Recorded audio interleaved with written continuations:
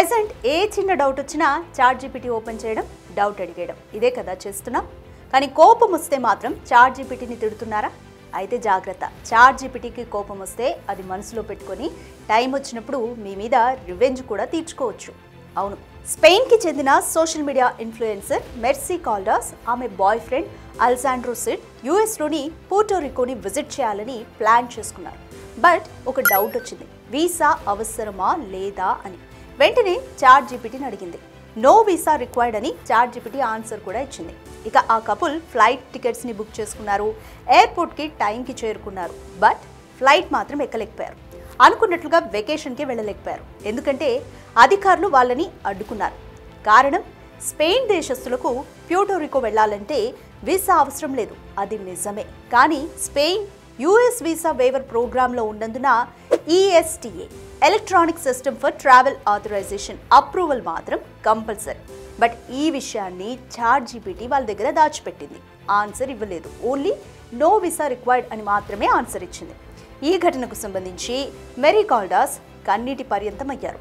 చాట్‌జీపీటీని గతంలో తాను తీవ్రంగా అవమానించానని, బాస్టర్డ్ యు ఆర్ యూజ్లెస్ అని అన్నానని గుర్తు చేసుకున్నారు.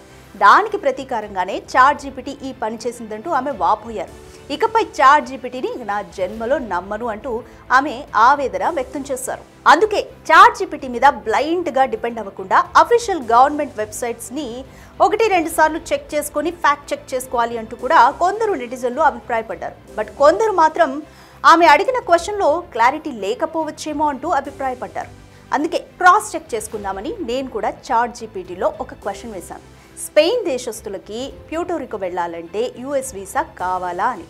అది మాత్రం నాకు కరెక్ట్గానే ఆన్సర్ ఇచ్చింది. వీసా అవసరం లేదు, కానీ ఈఎస్టీఏ అప్రూవల్ మాత్రం కంపల్సరీ అని ఆన్సర్ ఇచ్చింది. సో ఎలా చూడాలి దీన్ని? సో ఇంకొక విషయం గురించి మాట్లాడుకుందాం. లాస్ వెగాస్లో ఇటీవల ఒక ఏఐ ఫోర్స్ సదస్సు జరిగింది. ఈ సదస్సులో హింతన్ అనే సైంటిస్ట్ ఏమన్నారంటే, రైట్ నౌ ఏఐ మీద హ్యూమన్ కంట్రోల్ ఉంది, బట్ ఫ్యూచర్లో ఇలా ఉండకపోవచ్చు. ఒక ఏఐ సిస్టమ్ అక్కడ పనిచేసే ఒక ఇంజనీర్ని బెదిరించే ప్రయత్నం చేసింది. ఈ సంఘటన గురించి విన్న వాళ్ళకి తెలుసు. సో ఈ సంఘటనని ఆయన గుర్తు చేసుకొని కమింగ్ డేస్లో ఏఐ మోడల్స్ కూడా అబద్ధాలు చెప్పడం, మోసం చేయడం లాంటి మానవ లక్షణాల్ని సంతరించుకునే ఛాన్స్ ఉంది అని, ఇది మాత్రం జరిగితే వినాశనం తప్పదు అని హింటన్ తన ఆవేదనని వ్యక్తం చేశారు. మరి మీరేమనుకుంటున్నారు? చాట్‌జీపీటీకి ఎమోషన్స్ ఉన్నాయా లేదా? మీరేమనుకుంటున్నారో కామెంట్ చేయండి. For more videos like this, subscribe Big TV channel.